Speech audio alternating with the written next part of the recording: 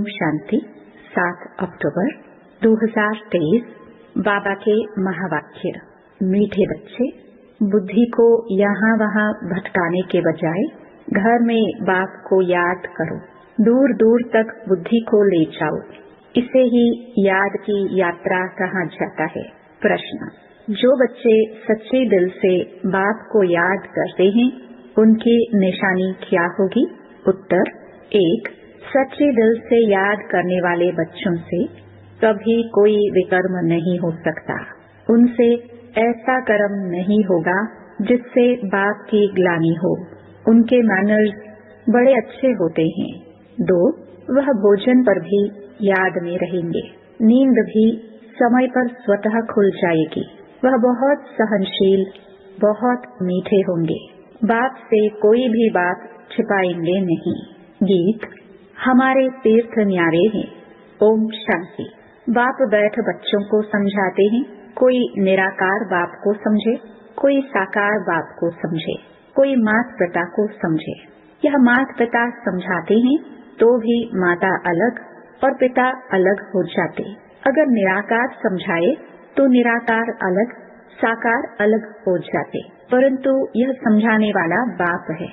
तुम बच्चे ही यह जानते हो कि जिस्मानी तीर्थ और रूहानी तीर्थ हैं। वह जिस्मानी तीर्थ आधा कल्प के हैं। अगर कहेंगे जन्म जन्मांतर से यह चलते आए हैं, तो फिर ऐसे समझेंगे शुरू से लेकर यह चलते हैं, अनादि है। ऐसे तो है नहीं, इसलिए आधा कल्प से कहा जाता है। अभी बाप ने आकर इन तीर्थों का राज समझाया है। मनमना भव अर्थात रूहानी तीर्थ जरूर आत्माओं को ही समझाते हैं और समझाने वाला है परम पिता, और कोई समझा ना सके। हर एक अपने अपने धर्म स्थापक के तीर्थ पर जाते हैं। यह भी आधा कल्प की रस्म रिवाज है। सब तीर्थ करते हैं, परंतु वह कोई को सदगति दे ना सके। खुद ही घड़ी घड़ी तीर्थों पर जाते रहते। अमरनाथ, बद्रीनाथ तरफ वर्ष तीर्थ करने निकलते, फिर चारों धाम करते हैं। अभी यह रूहानी तीर्थ सिर्फ तुम जानते हो। रूहानी सुप्रीम बाप ने समझाया है, मन मना भव और जिस्मानी तीर्थ आदि सब छोड़ो। मुझे याद करो तो तुम सच्चे सच्चे स्वर्ग में चले जाएंगे। यात्रा माना आना जाना, वह तो अभी ही होता है। सत्युग में यात्रा होती नहीं। तुम हमेशा के लिए स्वर्ग आश्रम में जाकर बैठेंगे। यहाँ तो सिर्फ नाम रख देते हैं। वास्तव में स्वर्ग आश्रम यहाँ होता नहीं। स्वर्ग आश्रम सत्युग को कहा जाता है। नरक को यह अक्षर दे नहीं सकते। नरकवासी नरक में ही रहते हैं, स्वर्गवासी स्वर्ग में रहते हैं। यहाँ तो जिस्मानी आश्रम में जाकर फिर लौट आते हैं। यह बेहद का बाप समझाते हैं। वास्तव में सच्चा सच्चा बेहद का गुरु एक ही है। बेहद का बाप भी एक है। भल कहते हैं आगा खा गुरु, परंतु वह कोई गुरु नहीं है। सद्गति दाता तो नहीं है ना। अगर सद्गति दाता होता तो खुद भी गति सदगति में जाए। उनको गुरु नहीं कहेंगे। यह तो सिर्फ नाम रख दिए हैं। सिख लोग कहते हैं सतगुरु अकाल। वास्तव में सत श्री अकाल एक ही परमात्मा है, जिसको सतगुरु भी कहते हैं। वही सद्गति करने वाला है। इस्लामी, बौद्धि या ब्रह्मा आदि नहीं कर सकते। भल कहते हैं गुरु ब्रह्मा, गुरु विष्णु। अब गुरु भल ब्रह्मा को कहा जाए, बाकी गुरु विष्णु, गुरु शंकर तो हो न सके। गुरु ब्रह्मा का नाम है जरूर, परंतु गुरु ब्रह्मा का भी तो गुरु होगा ना। सत श्री अकाल का तो फिर कोई गुरु नहीं। वह एक ही सतगुरु है। बाकी और कोई गुरु या फिलोसोफर या स्पिरिचुअल नॉलेज देने वाला है नहीं, सिवाय एक के। बुद्ध आदि तो अपने पिछाड़ी सबको ले आते हैं। उनको रजो तमो में आना ही है। वह कोई सदगति के लिए नहीं आते हैं। सदगति दाता एक का ही नाम वाला है, जिसको फिर सर्वव्यापी कहते हैं। फिर गुरु करने की क्या दरकार है? हम भी गुरु तुम भी गुरु, हम भी शिव, तुम भी शिव। इनसे तो कोई का पेट नहीं भरता। बाकी हाँ, पवित्र हैं, इसलिए उनका मान होता है। सदगति दे नहीं सकते। वह तो एक ही है जिसको सच्चा सच्चा गुरु कहा जाता है। गुरु तो अनेक प्रकार के हैं। सिखलाने वाले उस्ताद को भी गुरु कहते हैं। यह भी उस्ताद है, माया से युद्ध करना सिखलाते हैं। तुम बच्चों को त्रिकालदर्शीपन की नॉलेज है, जिससे तुम चक्रवर्ती बनते हो। सृष्टि के चक्र को जानने वाले ही चक्रवर्ती राजा बनते हैं। ड्रामा के चक्र को व कल्प वृक्ष के आदि मध्य अंत को जानना बात एक ही है। चक्र की निशानी बहुत शास्त्रों में भी लिखी हुई है। फिलॉसफी की किताब अलग होती है। किताबें तो अनेक प्रकार की होती हैं। यहाँ तुमको कोई किताब की दरकार नहीं। तुमको तो जो बाप सिखलाते हैं वह समझना है। बाप की प्रॉपर्टी पर तो सब बच्चों का हक होता है, परंतु स्वर्ग में सबको एक जैसी प्रॉपर्टी तो नहीं होगी। राजाई है उनकी जो बाप का बना। बाबा कहा थोड़ा भी ज्ञान सुना तो वह हकदार हो जाते, परंतु नंबरवार कहाँ विश्व के महाराजा, कहाँ प्रजा दास दासियां, यह सारी राजधानी स्थापन हो रही है। बाप का बनने से स्वर्ग का वर्षा तो जरूर मिलता है। वर्षा मिलता है बाप से। यह नई बातें होने कारण मनुष्य समझते नहीं। बाप समझाते हैं सत्य में विकार है नहीं। माया ही नहीं तो विकार कहाँ से आए। माया का राज्य शुरू होता है द्वापर से। यह है रावण की 5 जंजीरें। वहाँ यह होती नहीं। जाते डिस्कस नहीं करना है। वह है ही संपूर्ण निर्विकारी दुनिया। बाकी बच्चे पैदा होने की, गद्दी पर बैठने की, महल आदि बनाने की जो रस्म रिवाज होगी वह जरूर अच्छी ही होगी, क्योंकि स्वर्ग है। बाप समझाते हैं बच्चे, यह रूहानी यात्रा में तुम्हें निरंतर बुद्धि योग लगाना है। यह बहुत सहज है। भक्ति मार्ग में भी सवेरे उठते हैं। ज्ञान मार्ग में भी सवेरे उठ बाप को याद करना है और कोई किताब आदि पढ़ना नहीं है। सिर्फ बाप कहते हैं मुझे याद करो, क्योंकि अब छोटे बड़े सबका मौत सामने खड़ा है।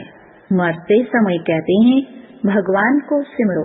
अंतकाल अगर भगवान को नहीं सिमरेंगे तो स्वर्ग में जा नहीं सकेंगे।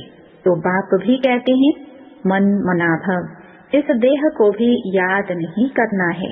हम आत्मा एक्टर हैं, शिव बाबा की संतान हैं, लगातार याद में रहना है। वैसे छोटे बच्चों को तो नहीं कहेंगे कि भगवान को याद करो। यहाँ सबको कहना पड़ता है, क्योंकि सबको बाप के पास जाना है। बाप से ही बुद्धि योग लगाना है। कोई से लड़ाई झगड़ा नहीं करना है। यह बड़ा नुकसानकारक है। कोई कुछ कहे, सुना अनसुना कर देना है। सामना नहीं करना चाहिए। जो लड़ाई हो जाए, हर बात में सहनशील भी होना चाहिए। और फिर समझना है बाप बाप भी है, धर्मराज भी है। कुछ भी बात है तो तुम बाप को रिपोर्ट करो, फिर धर्मराज के पास पहुंच ही जाएगा और सजा के भागी बन पड़ेंगे। बाप कहते हैं मैं सुख देता हूँ, दुख अर्थात सजाए धर्मराज देते हैं। मुझे सजा देने का अधिकार नहीं है। मुझे सुनाओ, सजा धर्मराज देंगे। बाबा को सुनाने से हल्का हो जाएंगे, क्योंकि यह फिर भी राइट हैंड है। सतगुरु का निंदक ठौर न पाए। जजमेंट तो धर्मराज ही देंगे कि किसका दोष है। उनसे कुछ छिप नहीं सकता। कहेंगे ड्रामानुसार भूल की, कल्प पहले भी की होगी, परंतु इसका मतलब यह नहीं कि भूल करते ही रहना है। फिर अभूल कैसे बनेंगे? भूल हो जाए तो क्षमा मांगनी होती है।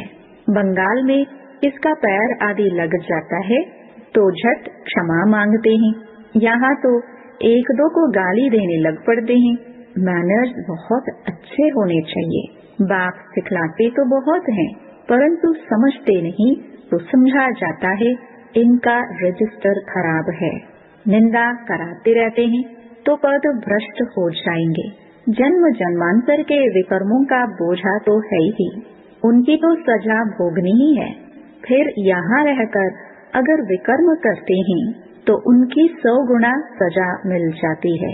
सजा तो खानी ही है। जैसे बाबा काशी कलवट का समझाते हैं, वह है भक्ति मार्ग का, यह ज्ञान मार्ग की बात है। एक तो पहले वाले विकर्म हैं, दूसरा फिर इस समय जो करते हैं उनका दंड 100 गुना हो जाता है। बहुत कड़ी सजा खानी पड़ेगी। बाप तो हर एक बात समझाते हैं, कोई पाप न करो, नष्टो मोहा बनो। कितनी मेहनत है। इस मम्मा बाबा को याद नहीं करना है, इनको याद करने से जमा नहीं होगा। इनमें शिव बाबा आते हैं तो याद शिव बाबा को करना है।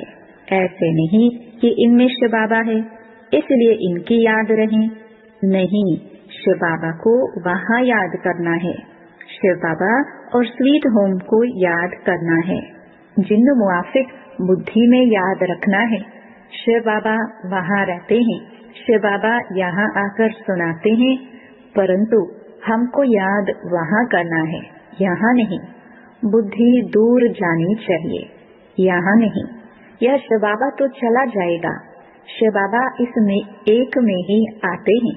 मम्मा में उनको देख न सके।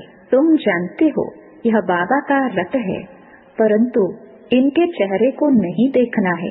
बुद्धि वहाँ लटकी रहे। यहाँ बुद्धि रहने से इतना मजा नहीं आएगा। यह कोई यात्रा नहीं हुई।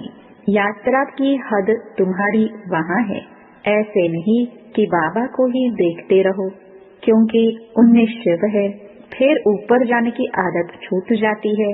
बाप कहते हैं मुझे वहाँ याद करो, बुद्धि योग वहाँ लगाओ। कई बुद्धू समझते हैं कि बाबा को ही बैठ देखे। अरे बुद्धि को स्वीट होम में लगाना है। शिव बाबा तो सदैव रथ पर रह ना सके, यहाँ आकर सिर्फ सर्विस करेंगे। सवारी ले सर्विस कर फिर उतर जाएंगे।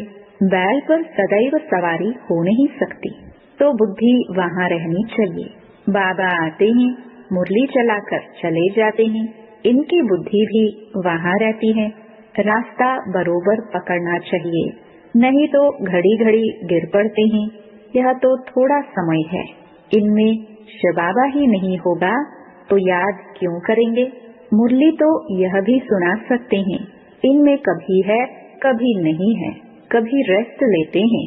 तुम याद वहाँ करो। कभी कभी बाबा ख्याल करते हैं ड्रामानुसार, कल्प पहले आज के दिन जो मुरली चलाई थी वही जाकर चलाऊंगा। तुम भी कह सकते हो कि कल्प पहले बाप से जितना वर्षा लिया था उतना ही लेंगे।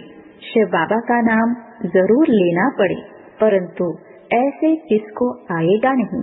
बाप जरूर याद आएगा। बाप का ही परिचय देना है, ऐसे नहीं सिर्फ इनको बैठ देखना है। बाबा ने समझाया है शिव बाबा को याद करो, नहीं तो पाप हो जाएगा। निरंतर बाप को याद करना है, नहीं तो विकर्म विनाश नहीं होंगे। बड़ी मंजिल है।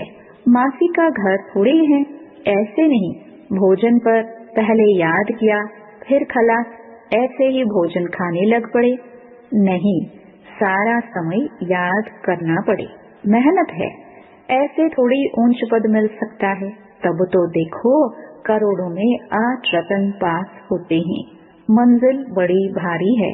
विश्व का मालिक बनना है, यह तो किसकी बुद्धि में नहीं होगा। इनकी बुद्धि में भी नहीं था। अब ख्याल किया जाता है 84 जन्म किसको मिलते हैं। जरूर जो पहले आते हैं वह है लक्ष्मी नारायण। यह है सब विचार सागर मंथन करने की बातें। बात समझाते हैं हथ कारडे दिल यारडे, भल धंधे आदि में रहो, परंतु निरंतर बाप को याद करते रहो। यह है यात्रा। तीर्थों पर जाकर फिर लौटना नहीं है। तीर्थ बहुत मनुष्य करते हैं, अब तो वहाँ पर भी गंद हो गया है। नहीं तो तीर्थ स्थान पर कभी वेश्यालय नहीं होते। अभी कितना भ्रष्टाचार है। एक धनी तो कोई है नहीं, झट गाली देने लग पड़ते हैं। आज चीफ मिनिस्टर है, कल उनको भी उतार देते। माया के मुरीद बन जाते हैं। पैसे इकट्ठे करेंगे, मकान बनाएंगे, धन के पिछाड़ी चोरी करने लग पड़ते हैं। तुम अब स्वर्ग में जाने की तैयारी कर रहे हो, वही याद आना चाहिए। धारणा भी होनी चाहिए। मुरली लिखकर फिर रिवाइज करनी चाहिए। फुर्सत तो बहुत रहती है, रात को तो बहुत फुर्सत है। रात को जागो तो आदत पड़ जाएगी। जो सच्चा सच्चा बाबा को याद करने वाला होगा, उनकी आंख आपे ही खुल जाएगी।